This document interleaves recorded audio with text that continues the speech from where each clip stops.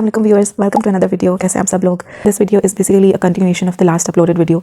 जिस तरह मैंने लास्ट वीडियो में एक पर्टिकुलर सब्जेक्ट को डिस्कस किया, नॉवल जिस पर्टिकुलर सब्जेक्ट के अराउंड रिवॉल्व कर रहा था उसको डिस्कस किया, और ओवरऑल मैंने उस वीडियो में भी बताया था कि 2 डिफरेंट चैनल्स का कंपैरिजन हो जाएगा और सब्जेक्ट को लेकर भी कंपैरिजन हो जाएगा। So yes, this video is accordingly.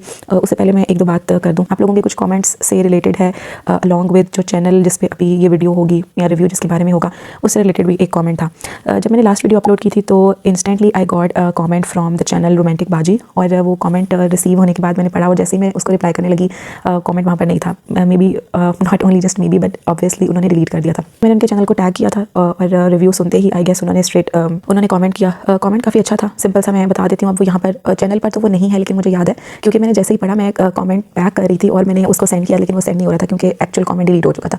तो कमेंट जो था वो यही था कि थैंक यू सो मच, आप रिव्यू कर रही हैं मेरे वर्क को, लेकिन उसमें कोई भी ऐसे बोल्ड और वाहियात एलिमेंट्स नहीं है। मैंने सिर्फ थंबनेल पे फॉर अटेंशन ग्रैबिंग या ऑडियंस की अटेंशन के लिए और बेसिकली कि वो पढ़ें इस नॉवल को, मैंने ऐसा थंबनेल जो है वो डिस्प्ले किया था, लेकिन आप फिर भी ज़रूर रिव्यू दीजिएगा।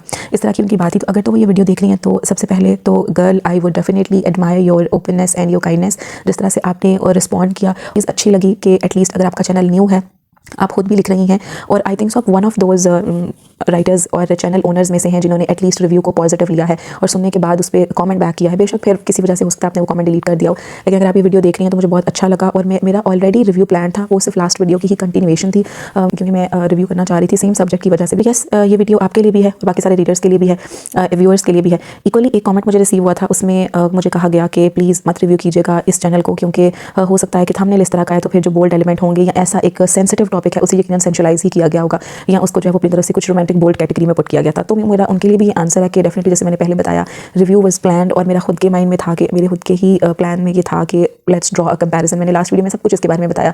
फिर also I receive that particular comment from this channel romantic बाजी, तो मुझे लगा कि नहीं भाई, अब तो मुझे करना चाहिए कि शायद हो सकता है रिव्यू से कुछ उनके काम में बेहतरी आ जाए। She is positive and she is kind, I will improve my work, ऐसा कुछ भी इनिशिएटिव हो। सिमिलरली एक और टॉपिक है जिसको मैं इसके साथ थोड़ा सा लिंक करूँगी। ऑलरेडी मैं लास्ट वीडियो में बोला था कि मैं डाइजेस्ट कल्चर पर भी थोड़ी सी बात करूँगी, लेकिन मेरा प्लान इंस्टेंटली इस वीडियो में नहीं था, नेक्स्ट कभी भी था। But I receive a comment once again, उसमें भी ये लिखा हुआ था। थोड़ा सा मैं कमेंट पढ़ के बता देती हूँ और उनको भी जवाब दे रही हूँ, तो उस वजह से थॉट हो कि इस डिबेट को भी जो है वो इंक्लूड कर लेते हैं। ओके, तो जो कमेंट था वो यही था कि जिस टाइम पर नॉवेल्स ऐसे लिखे जा रहे थे, लास्ट नॉवल जिसको मैंने रिव्यू किया था शॉर्ट कंप्लीट नॉवल था बाय नबीला अजीज़ रस्सम उसका नाम था। अगर आप लोगों ने वो वीडियो नहीं देखी तो आप लोग जाके देखें और उससे आपको क्लियर हो जाएगा कि किस पर्टिकुलर सब्जेक्ट की बात हो रही है और ये चीज़ें कैसे लिंक कर रही हैं। तो उसके नीचे जो है ना वो आई रिसीव्ड अ कमेंट, और उन्होंने उसमें ये लिखा हुआ था कि बेसिकली जिस टाइम पर ये नॉवल लिखा गया था उसमें एक थप्पड़ लिखना या ऐसी कोई चीज़ लिखना इतनी बड़ी बात नहीं थी। आपकी बात बिल्कुल ठीक है। ये कुछ पॉइंट्स जो है वो फर्दर आगे की मेरी डिबेट के साथ लिंक कर जाएंगे, जिसमें मैं डाइजेस्ट कल्चर की ही बात करने वाली हूँ। उसके बाद फिर उन्होंने ये लिखा है कि मैं इस चीज़ को जस्टिफाई नहीं करी, लेकिन क्योंकि उन्होंने भी ऐसे रीडिंग्स दी हुई है नॉवेल्स वगैरह को, तो उस हिसाब से शी समहाउ नो कि कैसा एक एटमॉस्फेयर प्रेवलेंट था। कमेंट में एक और बात जो उन्होंने ऐड की थी वो नॉवल से रिलेटेड बात थी, जहाँ पर हारून जो है वो शहरबानो को थप्पड़ मारता है, and according to her she thinks so that वो एक थप्पड़ जो था वो शहरबानो को उसके उस टर्न बिहेवियर से निकालने का एक कैटलिस्ट था, कि जैसे वो अपने एक ट्रांस में थी तो उसने उसको थप्पड़ मारा। नॉर्मली जैसे होता है कि डिफरेंट स्टेजेस ऑफ ग्रीव्स में होता है, शॉक में होता है, आपकी किसी डिप्रेसिव स्टेट में होता है, that your brain need some kind of straight alarm in most oftenly किसी भी तरह के जो फिजिकल टच में सिंपल वर्ड्स में कहा जाए तो झंझोड़ना सा। लेकिन डियर, मैं एक बात यहाँ पे जो क्लियर करना चाह रही हूँ वो ये थी कि Shehrbano was not in that state, के उस थप्पड़ से वो बाहर आती। अगर आप नॉवल को पढ़ें और उस सीन को ही पढ़ें, पर्टिकुलर सीन को, तो उसमें ही आपको वहाँ से थोड़ा सा क्लियर हो जाएगा कि शहरबानो का रवैया उसके बाद भी वैसा ही था, उसकी सोच उसी तरह की ही थी जैसा वो कैरेक्टर डिपिक्ट किया गया था। वो किसी ट्रांस में नहीं थी, उसकी ये सिचुएशन, उसकी ये सोच सालों की नुमाइंदगी कर रही थी ऐसे घर में रहने की, और वो फिर पुख्ता हो गई थी उस पर, तो वो कोई ट्रांस से बाहर आना उस तरह नहीं था। प्लस ये थप्पड़ जो था वो मेरे नज़दीक और स्टोरी में भी अगर आप गौर से पढ़ें तो जस्ट एक ड्रामेटिक टच था, और ये चीज़ें बहुत ट्रिवियल होती थी, और अब तो खैर इनको किया ही बहुत ज़्यादा रोमांटिसाइज जाता है, वायलेंस और अब्यूज़ को, अब तो कोई इसका लेवल ही बहुत डिफरेंट हो गया। मैं वो लाइंस आपको रीड करके बता देती हूँ। हारून है वो, उसको कहता है कि कभी किसी और की वजह से मुझसे ऊंची आवाज़ में बात की तो मुझसे बुरा कोई नहीं होगा। हाँ, अगर तुम्हारे साथ कुछ नाइंसाफ़ी या कुछ बुरा करूँ तो फिर चाहे कुछ भी कर लेना, कुछ भी। अब यहाँ पर एक बड़ी सिंपल सी बात है कि जो तुम अभी उसके साथ कर रहे हो थप्पड़ मार के, वो तो स्ट्रेट आउट नाइंसाफ़ी में आता है। वो किस किस्म का इंसाफ है या वो किस किस्म का अच्छा रवैया है तुम्हारी तरफ से, जबकि वो गुस्से में एक बात कर रही है और गुस्से में कोई जवाब दे रही है या तुम्हें परे भी धकेल रही है, तुम भी उसका जवाब उसी अंदाज में दो। मेरे नज़दीक ये किसी भी कैरेक्टर का, किसी भी मर्द का एक बहुत बड़ा फ्लॉ होता है कि जब वो उसी तरह ही जवाब ना दे, बल्कि उसमें अपने हाथ का इस्तेमाल करे या अपने आप को बड़ा और अपने आप को ज़्यादा डोमिनेंट और उस पर ज़्यादा हक रखने वाला साबित करते हुए ज़ुबान की बजाय अपने हाथ का इस्तेमाल करे, और यहाँ पे क्लियरली ये चीज़ विजिबल है। फिर साथ ही वो शहरबानो को कह रहा है कि कभी किसी और की वजह से मुझसे इस तरह बात की तो, यानी वो वंस अगेन लिंक कर रहा है कि ये अपने पेरेंट्स की वजह से, उनके प्यार में इस तरह की बात करते हुए मेरे लिए इतने सख्त अल्फाज का चुनाव कर रही है। तो ये बात भी उसको हिट करती है। तो ये दोनों जो चीज़ें हैं ये कहीं से भी इस तरफ रेफर नहीं कर रही कि वो उसको ट्रेंड से बाहर निकाल रहा है। मतलब मुझे काफ़ी अच्छे से पता है कि वो एक स्टेट कैसी होती है, या उन चीज़ों को पेन डाउन करना किस तरह होता है, या कैरेक्टर अगर वैसा कुछ कर रहा हो तो उसकी रिक्वायरमेंट क्या होती है, उसकी प्रेजेंटेशन क्या होती है। लेकिन मुझे ऐसा लगा कि थोड़ी सी क्लियरेंस की यहाँ पर ज़रूरत है कि आप भी अगर थोड़ा सीन को ध्यान से मजीद पढ़ें तो आपको और अच्छे से क्लियर हो जाएगा कि ऐसा कुछ भी ट्रांस वाला इसमें एलिमेंट नहीं था। थोड़ा सा ये ड्रामेटिक टच भी था, और ये उस टाइम पर भी चीज़ें ट्रिवियल थी, जो कि मेरी आगे फर्दर बात के साथ भी लिंक करेगा कि डाइजेस्ट कल्चर को भी कितना इवॉल्व होने की ज़रूरत है, या वो भी एक किस तरह का एनवायरनमेंट था जो कि लिखा जा रहा था, चलता आ रहा था, और काफ़ी हद तक जो बहुत सारी चीज़ें हैं उनका वो पायनियर रहा है।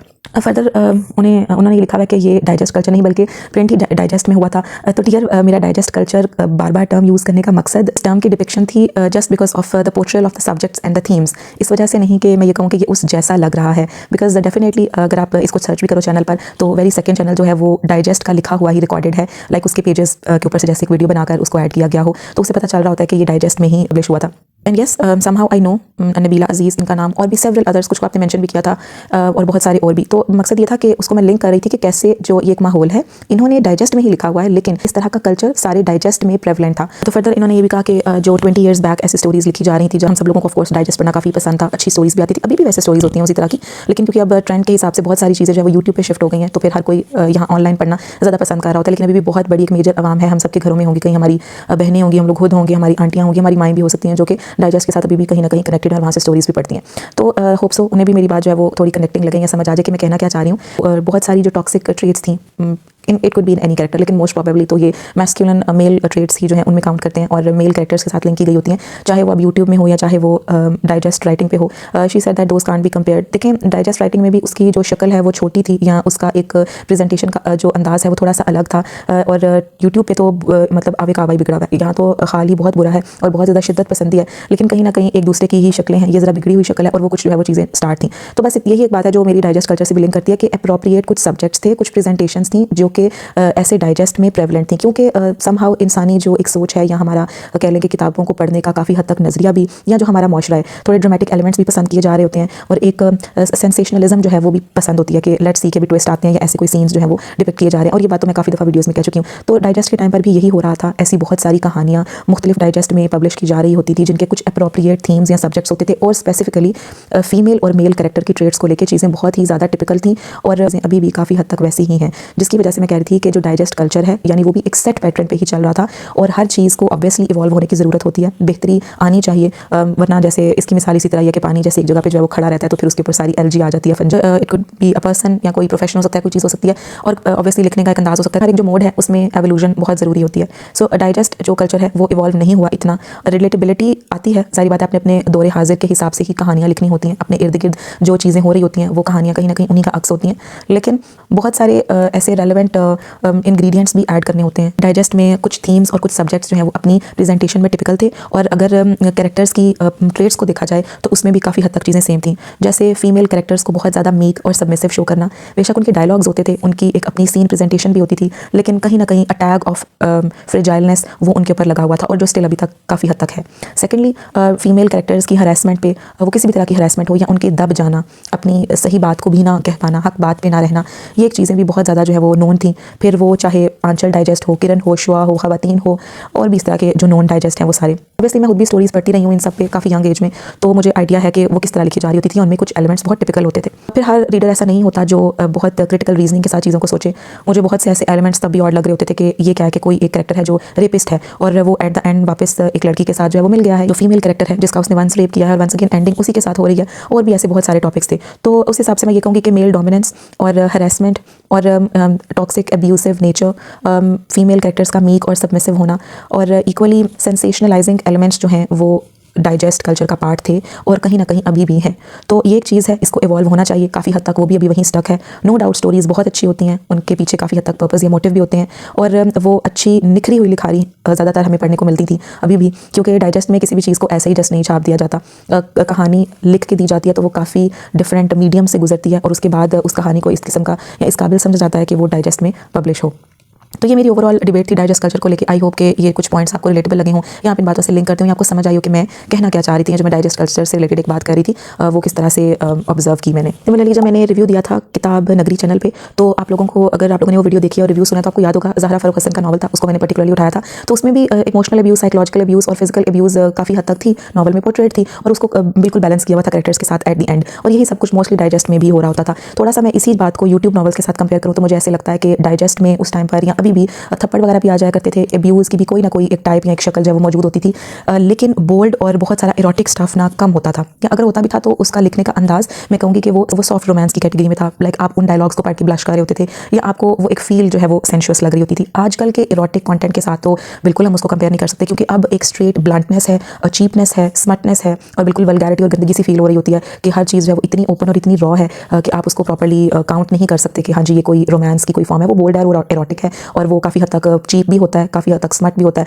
सो उसकी भी डिफरेंट टाइप्स हैं। सो ये तो एक इनकम्पेरेबल स्टफ है कि यूट्यूब नॉवल्स ने अब्यूज़ और वायलेंस पे भी हाथ रखा हुआ है और उसके अलावा बोल्ड और इरोटिक स्टफ को भी ऐड किया हुआ है। तो इन दोनों ही मोस्टली इंग्रेडिएंट्स का या टर्म्स का एमलगम है नॉवल्स में। जबकि जो डाइजेस्ट नॉवल्स होते थे उसमें अच्छी कहानियाँ होती थी, नैरेटिव अच्छा होता था, पीछे एक कोई ना कोई पर्पस होता था, कैरेक्टर्स की ट्रेट्स भी अच्छी होती थी, उनकी प्रेजेंटेशन भी अच्छी होती थी with definitely certain flaws and yes of course के कहीं ना कहीं टॉक्सिसिटी थी, अब्यूज़ भी डिपिक्ट की होती थी। तो ये एक क्लियर डिफरेंस तो दोनों में हमें नजर आता ही है। आप लोगों को याद होगा अब इतनी बड़ी बड़ी राइटर्स हैं वो डाइजेस्ट का पार्ट रह चुकी हैं और वो डाइजेस्ट से गुजर के ही आज पाकिस्तान की नोन राइटर्स में उनका शुमार होता है। हम उसमें से निम्रा अहमद को नहीं निकाल सकते, उमैरा अहमद हैं, पाकिस्तान की 2 बड़ी राइटर्स हैं। उसके अलावा फ़रत इश्तियाक आपको याद होंगी, इवन अब हम सफ़र में अशरफ का कैरेक्टर है, he is one of my favourite characters, favourite male characters, लेकिन उसकी कुछ ट्रेट्स हैं, उसका पैसिव एग्रेसिव नेचर जो थी, उसके अलावा वो थोड़ा टॉक्सिक भी था, रेड फ्लैग वाइब भी इसमें आ रही होती है उसकी सर्टन ट्रेट्स की वजह से, उसको हम निगेट नहीं कर सकते। बेशक उसके लिए एक लव अपनी जगह पर और जो ओवरऑल एक सेंसेशन है उस कैरेक्टर की वो भी अपनी जगह पर, लेकिन कुछ सर्टन ट्रेट्स हैं वो उसको एक क्वेश्चनेबल कैटेगरी में भी पुट करती हैं। बेशक फिर मैं समझती हूँ कि ऐसे कैरेक्टर्स को प्रेजेंट करना, उनको लिखना जो है वो रिलेटेबल भी बनाता है, उन्हें काफ़ी क्लोज टू लाइफ भी बना रहा होता है। फिर मुझे बिल्कुल यहाँ पर याद आ गया कि रंजिश कल में अब आसिम है, वो भी मुझे काफ़ी पसंद है और वो सब लड़कियों को यूट्यूब पे भी काफ़ी पसंद आ रहा होता है, लेकिन उसकी कुछ ट्रेट्स हैं उनको हम निगेट नहीं कर सकते। जैसे वो एक स्लाइटली मैनिपुलेटिव बिहेवियर भी उसमें है, समटाइम्स वो कंट्रोलिंग भी हो जाता है, कुछ चीज़ों में उसको अपनी मनमानी की भी काफ़ी हद तक एक होती है अर्ज, और वो मोल्ड कर लेता है स्लाइटली चीज़ों को। तो ये कुछ चीज़ें हैं रिलेटेबल होती हैं, लेकिन आप इनको उस कैटेगरी में पुट कर सकते हो कि हाँ आपको कि जी ये एक कैरेक्टर है और ये कोई कंप्लीटली ऐसा फरिश्ता सिर्फ नहीं है। और यही चीज़ जो है वो डाइजेस्ट नॉवल्स में भी हो रही होती थी, चाहे वो पहले काफ़ी अच्छी बड़ी नॉन राइटर्स ने भी लिखा है, नो डाउट। अब थोड़ा सा रिव्यू की तरफ भी आ जाते हैं। ऑलरेडी आप लोगों को सब्जेक्ट पता ही है रस्म का, तो जो रोमांटिक बाजी चैनल है इस पर ये कंप्लीट नॉवल था, आधे घंटे का नॉवल था जालिम यार। बहुत डिटेल में मैं बात नहीं करूँगी, कुछ छोटे छोटे पॉइंट्स रखूँगी, उससे आई होप जो चीज़ें क्लियर हो जाएं। एक इंस्पायर्ड स्टोरी थी, वो नज़र आ रहा था कि एक मेजर थीम जैसे ऑलरेडी अच्छा किसी ने लिखा हो और आप उसे इंस्पायर होकर उसको अपने वर्जन में और अपने नैरेटिव में लिखो। जो मुझे कुछ अच्छी बात लगी वो ये थी कि अगर आप इंस्पायर्ड भी हैं, नंबर 1 आपने क्रेडिट दिया, नंबर 2 आपने लिखा है तो अपने अंदाज से उसको लिखा है। फिर उसमें कहीं ना कहीं थोड़ी इमेच्योरिटी है, scene presentation wise, subject presentation wise, कुछ कैरेक्टर्स को लेके और ड्रामेटिक एलिमेंट्स भी ऐड किए हुए हैं। तो ये कुछ चीज़ें जो है वो मिक्स थी with some flaws and with definitely some flaunts. Equally मुझे ऐसे लग रहा था नॉवल को पढ़ते हुए कि जो ये स्टोरी है वो काफ़ी जल्दी जल्दी लिखी हुई है। बस जैसे आप कोई छोटी एज का बच्चा है या न्यू रीडर है, वो कोई कहानी सुना रहा है किसी को, तो बस उस कहानी को एज इट इज़ लिख दिया। आपने नैरेटिव ऐसा कंस्ट्रक्ट करना होता है जो आपकी कहानी को मैच्योरिटी दे। आपने सब्जेक्ट को अच्छे से ही पोर्ट्रे किया हुआ है, आपके कैरेक्टर्स अगर इंस्पायर्ड थे तो वो कॉपीड नहीं थे, उनका अपना एक रुख था। क्योंकि मुर्तसिम खान और जो सैयद ज़हरा शाह, इन 2 मेन कैरेक्टर्स की कहानी है और रस्म के गिर्द जो घूम रही है। तो Zahra was not some shadow और अ कॉपी ऑफ शहरबानो उस नॉवल में से। इक्वली मुर्तसिम बिल्कुल भी हारून जैसा नहीं था। हारून में अगर एक कामनेस थी, उसके कैरेक्टर में एक मैच्योरिटी और सटलनेस थी, तो मुझे मुर्तसिम में बागियाना और थोड़ा सा गुस्से वाला ऐसा कैरेक्टर नज़र आया। अपनी बात अगर वो मनवा रहा है तो उसका तरीका जो है वो मुख्तलिफ था। फिर लिखते हुए फ्लो में मुझे ऐसे लग रहा था कि अप एंड डाउन, एक इमोशनल शिफ्ट जैसे नहीं आता, उसी तरह कहानी पढ़ते हुए एक अप एंड डाउन जो है वो फील हो रहा था कि एकदम से इंटेंसिटी और एकदम से बिल्कुल आप लगता था कि चीज़ें बहुत क्लियर हो गई हैं। तो उनमें इतना लिंक क्रिएट नहीं हो पा रहा था। उनको पढ़ते हुए ये फील नहीं हो रहा था कि अच्छा हाँ ये बहुत स्मूथ लग रही हैं चीज़ें, कि जैसे एक सीन की डिमांड हो कि वो इंटेंस हो जाए और फिर जी चलो ठीक है कुछ आगे बहुत लाइट हो जाए, ऐसा फील नहीं हो रहा था। कुछ चीज़ें बहुत ड्रामेटिक लग रही थी, उनकी एडिशन ऐसी फील हो रही थी कि आप एकदम से सोचो कि ये इतना गुस्सा क्यों कर रहा है एक मामूली सी बात पे। कुछ सीन्स मैं डेफिनेटली आप लोगों के सामने रखती हूँ, उन्हें पढ़ती हूँ, आप लोगों को, सुनने वालों को भी समझ आ जाएगी और जिन्होंने लिखा है आई होप सो उन्हें भी क्लियर हो जाएगा। जैसे शहरबानो की कज़न उसको रियलिटी चेक देती है या उसको रस्म से मुतल्लिक समझाती है, इसी तरह जो ज़हरा है उसकी छोटी बहन भी उसको कह रही है और ज़हरा आगे से क्या जवाब दे रही है। पुप्पो साईं को भी मैंने सिसकते हुए देखा जब वो किसी भी खुशी गमी में शामिल नहीं हो सकती थी। मैंने इन्हें करलाते देखा जब वो अपनी आखिरी ज़िंदगी की आखिरी सांसें अकेले तन्हा छत को घूर रही थी। मुझे उन पर बहुत तरस आया था, लेकिन उनके मुँह से कभी उफ तक नहीं निकली, क्योंकि वो अल्लाह की राह में कुर्बान हुई थी और मैं भी अल्लाह की राह में कुर्बान हो रही हूँ। तो क्यों कोई परेशानी होगी तो मेरे लिए फिक्र मत करो, मुझे ये खुशी होगी कि मैं चाहे एक कमरे में महदूद रहूँ लेकिन मैं सारी ज़िंदगी अपने बाप के घर में रहूँगी। अल्लाह की इबादत तो हम सब पर फ़र्ज़ है ना, तुम फिक्र नहीं करो मेरी। तो यहाँ पर इसका जवाब जो है वो शहर मेहरबानों जैसा नहीं था, मुख्तलिफ था, अंदाज़ भी अलग था। और वो अगर इबादत को लिंक कर रही है तो उसकी सोच बेशक ब्रेन वॉश है, जो कि आगे जाके लिखा भी हुआ है कि उसको पता भी था, अंदर से वो डर रही थी, लेकिन जो जस्टिफिकेशन वो दे रही है वो अपनी उसकी सोच के अकॉर्डिंग ठीक है। बेशक वो बहुत गलत बात है, लेकिन एक कैरेक्टर जिस तरह से ब्रेन वॉश है या वो इबादत को जिस तरह से उसने कॉनोटेट कर लिया, जितना लिमिटाइज कर लिया, वो अपनी जस्टिफिकेशन उसी तरह दे रही है। तो ये एक जवाब था या एक ही ऐसी सोच थी, इससे थोड़ा सा कैरेक्टर जो है वो रिफ्लेक्ट हो गया था। फिर एक और बात है जहाँ पे मुर्तसिम को बताया जाता है कि उसकी शादी हो रही है और ऐसी रस्म का वो पार्ट बनेगा, तो वो एकदम से बहुत गुस्सा करता है और साथ ही मुस्कुराते हुए कहते हैं हाँ ठीक है, लाइक वो मान जाता है कि ये मैं करने को तैयार हूँ, क्योंकि दिल में यही सोच रहा था कि मैं एक इनिशिएटिव लूँगा इसको ब्रेक करने का। तो उसको बिल्कुल भी हारून के उस कैरेक्टर के साथ तो नहीं मिलाया जा सकता। बिल्कुल डिफरेंट प्रेजेंटेशन है मुर्तसिम की और मजीद मेच्योरिटी की ज़रूरत थी, कैरेक्टर को और ज़्यादा क्लियर होना चाहिए था। प्लस फिर कुछ ऐसे जो इंटीमेट सीन्स थे, एक दो ही था और वो कोई बहुत बोल्ड और चीप और इरोटिक फॉर्म में नहीं लिखे हुए थे, लेकिन उन इंटीमेट सीन में थ्रिल और ड्रामा ऐड करने के लिए, उनको वो यूट्यूब वाली फील देने के लिए सर्टन एलिमेंट्स थे जो एडिड थे, जो मुझे अच्छे नहीं लगे। वो थोड़े चाइल्डिश भी लग रहे थे, थोड़े अनलिंक भी लग रहे थे और ऐसे थोड़े नॉनसेंसिकल से भी साउंड हो रहे थे कि कैरेक्टर्स कैसे बिहेव करें। जैसे अब शादी की पहली ही रात है, मुर्तसिम कमरे में आ गया तो जी वो एक रस्सी रख के बैठा हुआ है वहाँ पर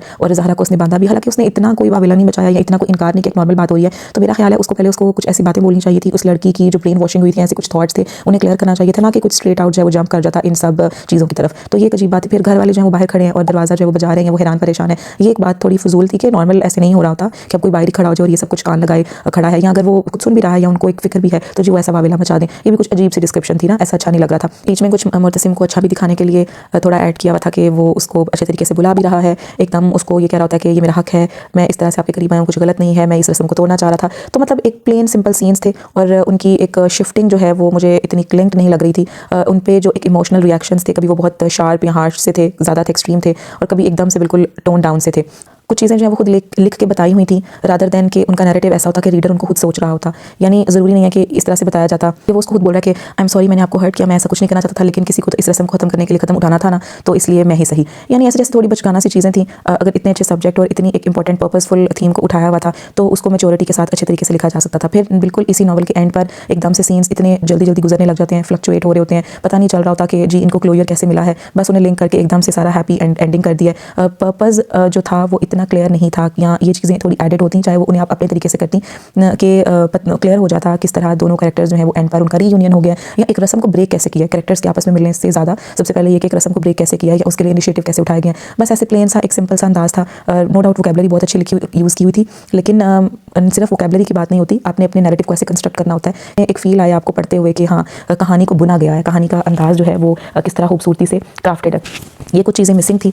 और फिर एक सीन था उसमें अजीब किस्म की ज़बरदस्ती कर रहा था मुर्तसिम, वहाँ पर भी उसने उसको रस्सी से बांध दिया ज़हरा को, घर वाले फिर बाहर आ गए। तो ऐसी कुछ चीज़ों पे मुझे हंसी भी आ रही थी, थोड़ी चाइल्डिश भी फील हो रही थी और अनलिंक्ड सी लग रही थी। लेकिन ये नहीं था कि कोई बेहुदगी थी, बेहयाई थी या कुछ अजीब चीपनेस सी थी नॉवल में, छोटे से इस नॉवल में, या कोई जी बोल्ड स्टफ़ था जैसा कि कमेंट में भी लिखा गया हुआ था ना कि पता नहीं ऐसा ही स्टफ़ ना हो या रोमांस के नाम पर ना इसको ऐड कर दिया गया हो, तो आप इस पर रिव्यू ना कीजिएगा। तो ऐसी चीज़ें नहीं थी। उससे ज़्यादा मुझे लगता है कि ओवरऑल प्रेजेंटेशन में, लिखने में, सीन्स में थोड़ा से इशूज़ थे, कोहेरेंस नहीं थी। तो जो लिखने वाली हैं आप उस पर थोड़ा काम करें और बेहतर और अच्छा काम लिखने के लिए अच्छे और बेहतर काम को पढ़ें, तो इंशाल्लाह ताला आपके पेन में और मैच्योरिटी आएगी। Wish you all the best luck कि आप आगे अच्छा कोई काम लिखें और अच्छे से उसको पेन डाउन करें और इंस्पायर्ड स्टोरीज़ के अलावा अपनी भी किसी थॉट प्रोसेसिंग या सोच के हिसाब से जो है वो कहानियों को लिखें। बाकी ओवरऑल ये एक रिव्यू था और थोड़ी सी डाइजेस्ट कल्चर भी मैंने बात की। आई होप आपको रिव्यू अच्छा लगा हो या रिलेटेबल लगा हो, या आप लोगों को इससे रिलेटेड कोई और बात करनी है, अपना फीडबैक शेयर करना है, कुछ फर्दर पॉइंट्स ऐड करने हैं, तो comment section is always open. आप लोग ज़रूर ऐड करें। इंशाल्लाह ताला मैं दूसरे भी कुछ नोन चैनल्स को जिन पे अच्छे purposeful meaningful stories, well crafted and written stories हैं,